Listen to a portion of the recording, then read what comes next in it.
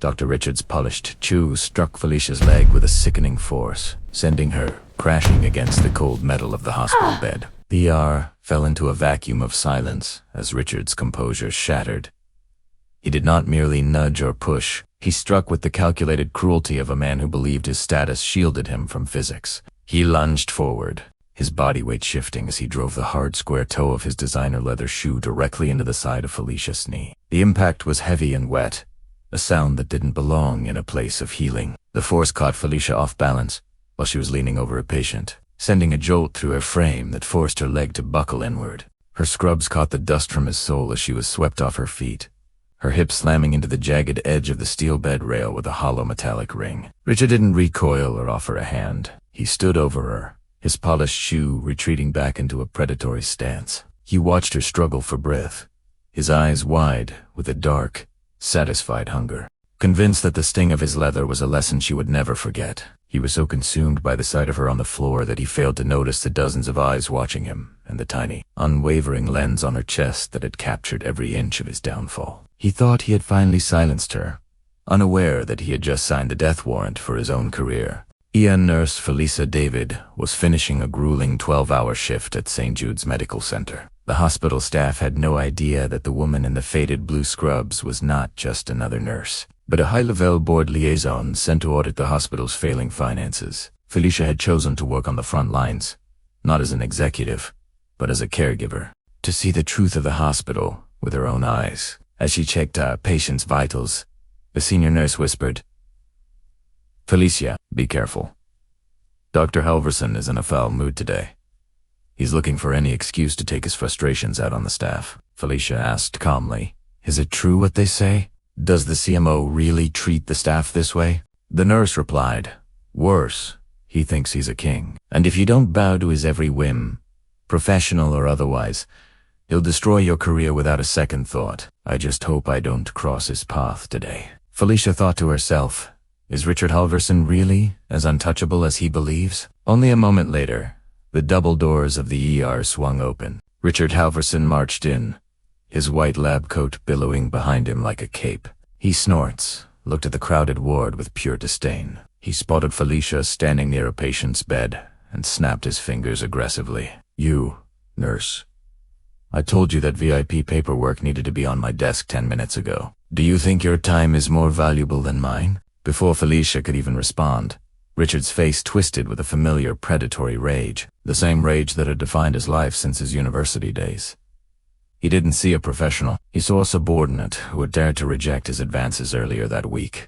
He stepped forward, his eyes narrowing, and in a shocking abuse of authority, he raised his foot. To understand the man Richard Halverson had become, one must look back 30 years to the hallowed, ivy-covered halls of their elite university. Back then, Richard was already a master of the grand gesture, a man who used his family's wealth and his own silver tongue to claim whatever he desired. He moved through the campus as if he owned the future, while the Jun was his opposite, quiet, diligent, and deeply loyal. At the time, Ye Jun was in love with a brilliant young woman named Elena. Their bond was built on shared dreams and quiet evenings in the library. To Ye Jun, she was his world. To Richard, she was simply a prize he hadn't won yet. Richard didn't want Elena because he loved her. He wanted her because she belonged to the only man whose grades and character occasionally eclipsed his own. The betrayal was calculated and cold. Richard spent months weaving a web of lies, using his influence to make Yoon look like a failure in Elena's eyes, while positioning himself as her charming savior. On the night of the winter gala, Richard made his move. He didn't just steal a girlfriend. He staged a public humiliation. He ensured Ye Jun walked into the room at the exact moment Richard was presenting Elena with a promise of a life Yoon couldn't yet afford. Richard's laughter echoed in that ballroom, a sharp mocking sound that told Ye Jun he was nothing in the face of real status. He watched Yoon's composure break, savoring the victory. Richard walked away that night believing he had destroyed a rival. He felt no guilt, only the thrill of conquest. He learned a dangerous lesson that evening, that people were tools, and consequences were for those who lacked the power to bypass them. But as the years passed, Richard forgot one thing. A man like the Jun does not explode. A evolves While Richard spent 3 decades using his position to bully subordinates and chase short-lived victories, the Jun was building an empire in the shadows. He was waiting for the moment when Richard's pride would finally outgrow his protection. Richard thought that university victory was the end of the story. In reality, it was just the first entry in a very long ledger that was finally about to be settled. When Felicia David first walked through the sliding glass doors of St. Jude's Medical Center, she didn't carry the air of an executive. She wore simple blue scrubs and carried a basic black stethoscope.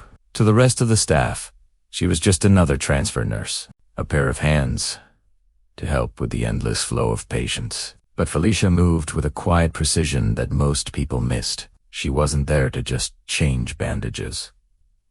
She was there to observe the rot at the heart of the institution. From his glass-walled office overlooking the ER, Richard Halverson watched her arrival. He didn't look at her resume or her qualifications. He looked at her posture. He noticed the way she didn't flinch when a senior doctor barked an order, and the way she maintained a calm, steady gaze during the morning briefing. To a man like Richard, a woman with that much self-possession wasn't a professional asset. She was a challenge. Richard had spent years surrounding himself with people who were afraid of him. He enjoyed the way the air in the room changed when he entered. The sudden silence, the lowered eyes. But Felicia didn't lower her eyes. When their paths first crossed in the hallway, she offered him a polite, professional nod and kept walking. She didn't linger. She didn't seek his approval. To Richard, this was an insult. His ego, inflated by decades of easy victories, couldn't handle the indifference of a subordinate. He leaned against the nurse's station, watching her work from a distance. He began to plan. He would start with small tests of her patience, then move to generous offers of career advancement. He wanted to see her break. He wanted to see that spark of moral clarity in her eyes turn to the same fear he saw in everyone else. He believed he was the hunter, and she was merely his latest target.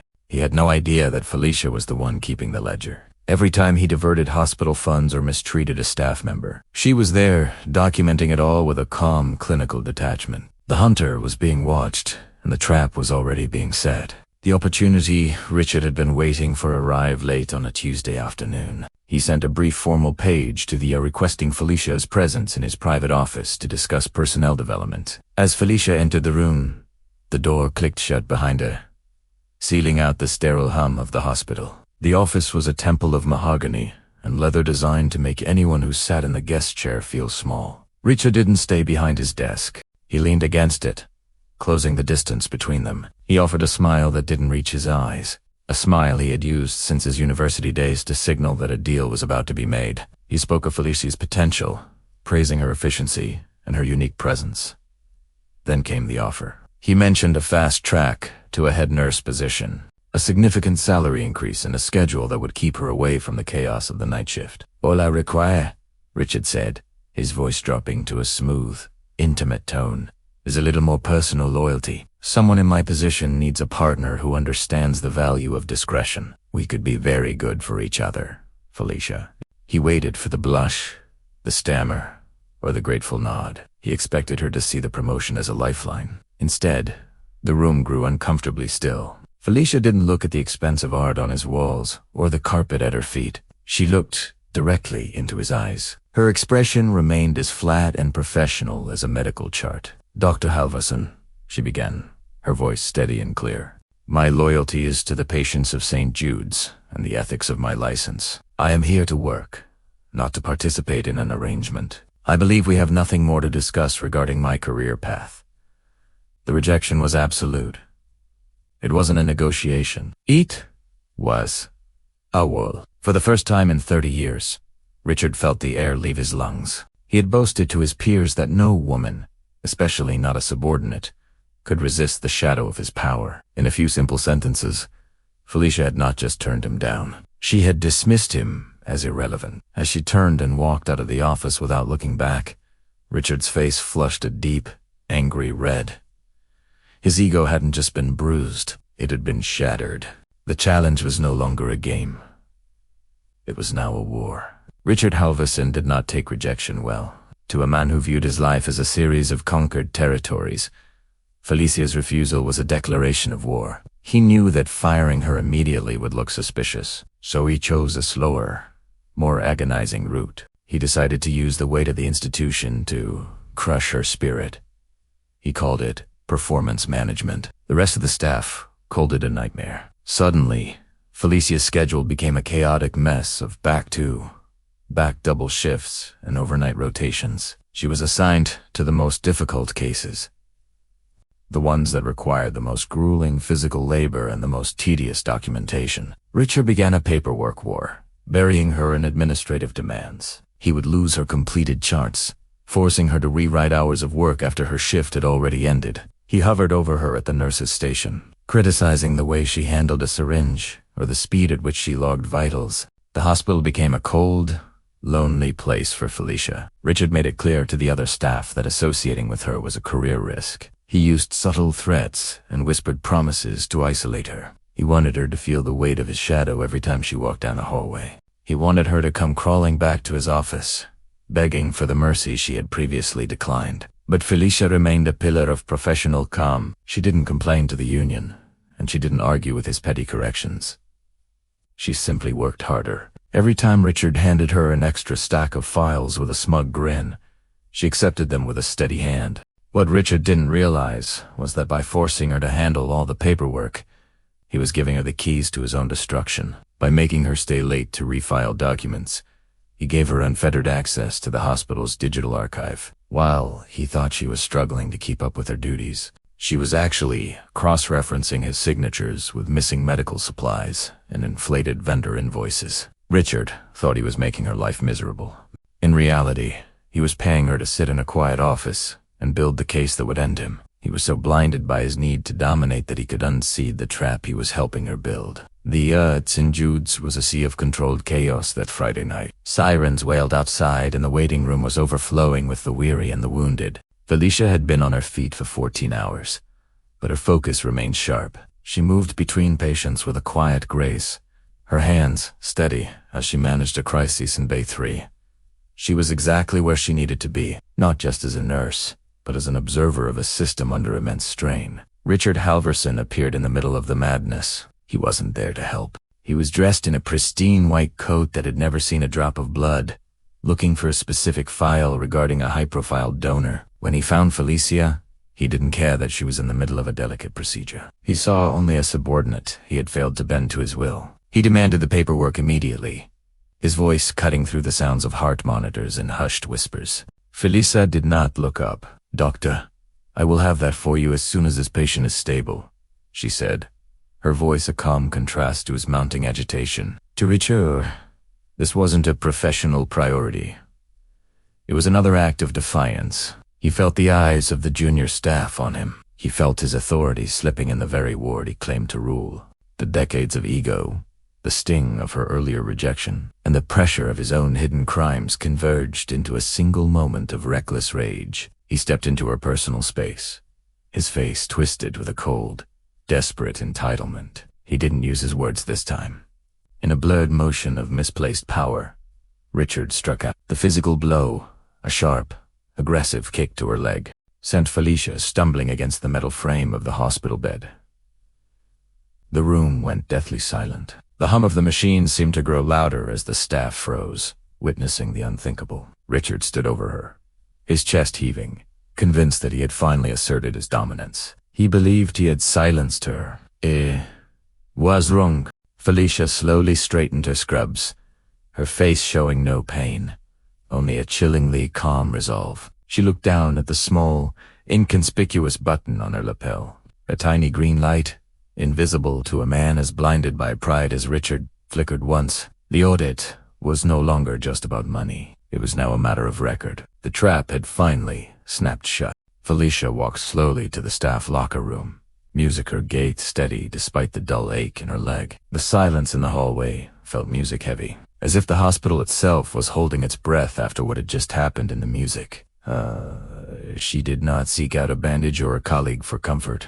Instead, she sat on a wooden bench, pulled a small encrypted phone from her locker, and dialed a number she knew by heart. Music across the city, in a high-rise office that overlooked the glowing music skyline. Yoon sat in a chair of dark leather. He did not need to check the caller ID.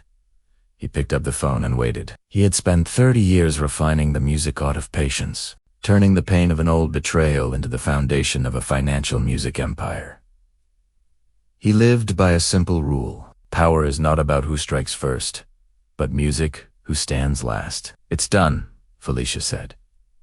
Her voice did not music tremble. There was no anger in her tone, only the cold clarity of a mission accomplished. He finally crossed the line. He did it in front of witnesses, and it's all on the drive. Yoon closed his eyes for a brief second. He didn't ask if she was okay.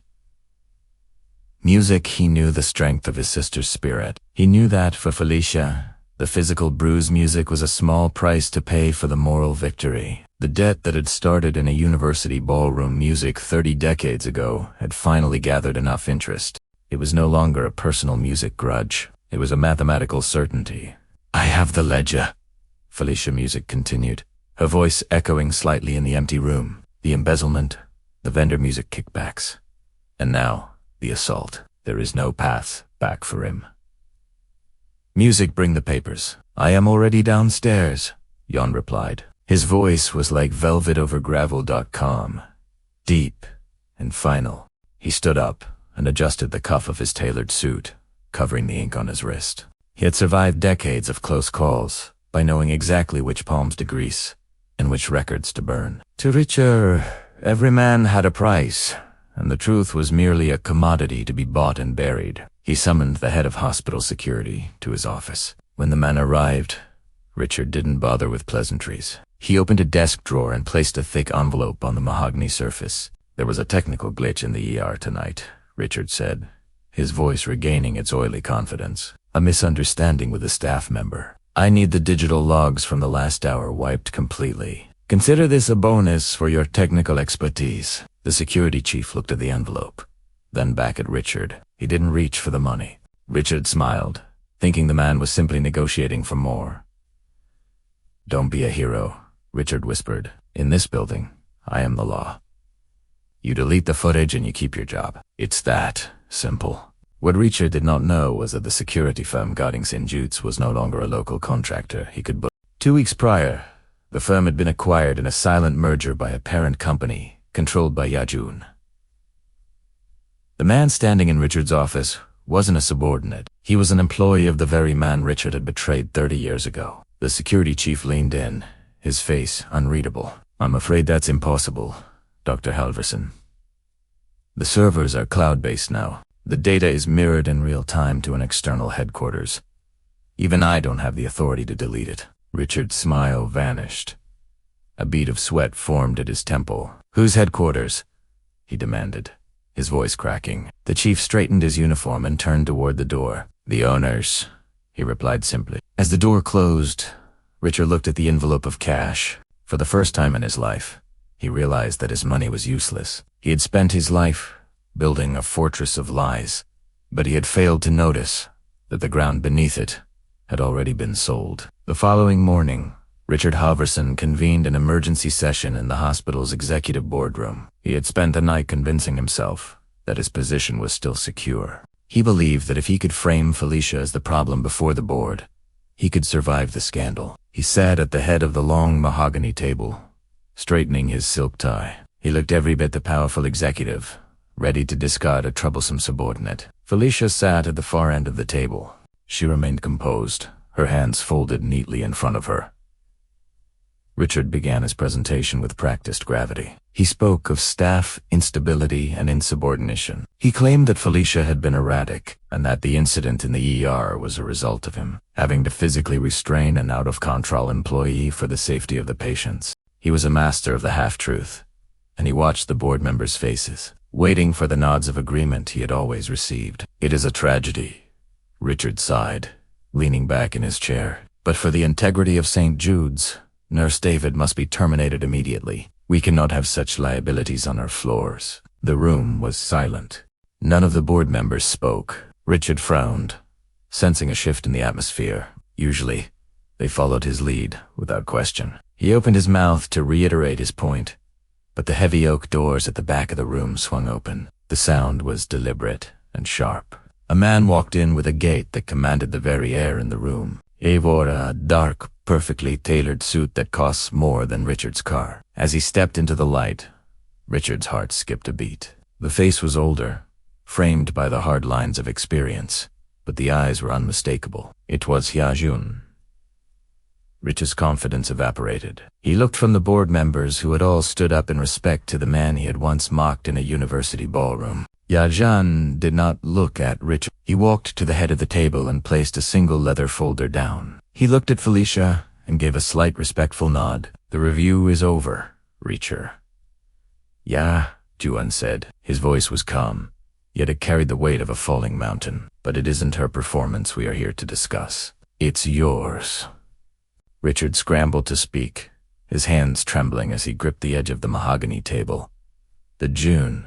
What is this? This is a private personnel matter. You have no standing here." The Jun did not raise his voice. He simply gestured toward the door. "I own the debt of this building, Reacher, which means I own the silence you've spent 30 years buying. But silence is a fragile thing. Once it cracks, it shatters." The door opened again. It wasn't security or lawyers who entered. It was a line of women in blue scrubs. These were the nurses Richard had spent years bullying, the ones he had passed over for promotions because they refused his advances, and the ones who had witnessed his countless small cruelties. They stood in a row behind Felicia, a unified wall of professional dignity. One by one, they began to speak. Their voices were not loud, but they were firm. The first nurse spoke of the night Richard had forced her to alter a surgical report to hide his negligence. The second described the advances he had made in the very office where they now sat, and the threats he had made against her license when she declined. The third provided a list of medical supplies that had vanished under Richard's private authorization. Richard looked around the room, searching for a friendly face, but he found only cold, reflective eyes. The board members, who had once feared his influence, now watched him with visible disgust. The status Richard had cultivated was evaporating. He was no longer the chief medical officer. He was a man being exposed by the very people he thought were too insignificant to notice. Felicia stood up, her presence grounding the room. She placed her lapel camera on the table. "You told me no one would believe a nurse over a chief," she said softly. "But you forgot that a chief is nothing without the people who actually do the work."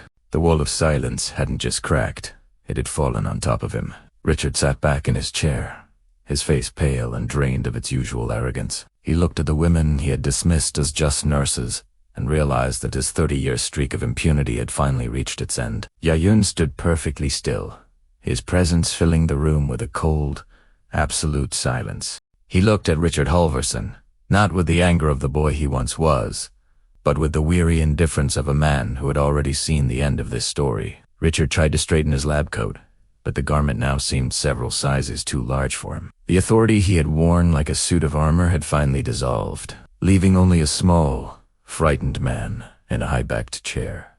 "You spent 30 years believing that people were stepping stones," Yajun said. His voice was quiet, almost a whisper, yet it carried to every corner of the boardroom. "You thought that by taking what belonged to others, you were building a legacy. But a legacy requires a foundation of respect. You only built a tower of debts." Jan slid the final document across the table. It was not a settlement or a severance package. It was a total divestment. By noon, Richard's accounts would be frozen. His medical license would be under permanent review, and his name would be stripped from every wing of the hospital. Richard looked up, his eyes searching for one last path of escape. "You did all of this for a girl in university? For a nurse who wouldn't smile at me?" Yajun shook his head slowly. "I did this because men like you eventually forget that the world is more than just a game of shadows. You didn't just hurt my sister, Richard. You insulted the very idea of service. You haven't just lost a job today. You've lost the right to be remembered." Yajun turned to Felicia and offered his arm. She took it, her posture as straight and steady as it had been during her long shifts in the ER. As they walked toward the door, the line of nurses parted for them in a silent guard of honor. Richard remained in his chair, alone in the vast, empty room. Outside the windows, the hospital continued its work. Lives were being saved and wounds were being healed, all without him. He was a ghost in his own kingdom. The lesson was simple, yet final. True power is not found in the ability to crush others, but in the strength to stand for those who cannot. The door clicked shut, leaving Richard Halverson in a silence he would never be able to break. Thank you for watching this video till the end. If this story resonates with you even a little, kindly like, subscribe, and share your thoughts below. Your support will help us create more interesting videos. Please let us know in the comments section the city you're rewatching from to enable us understand the global perspective of our viewers. See you in the next.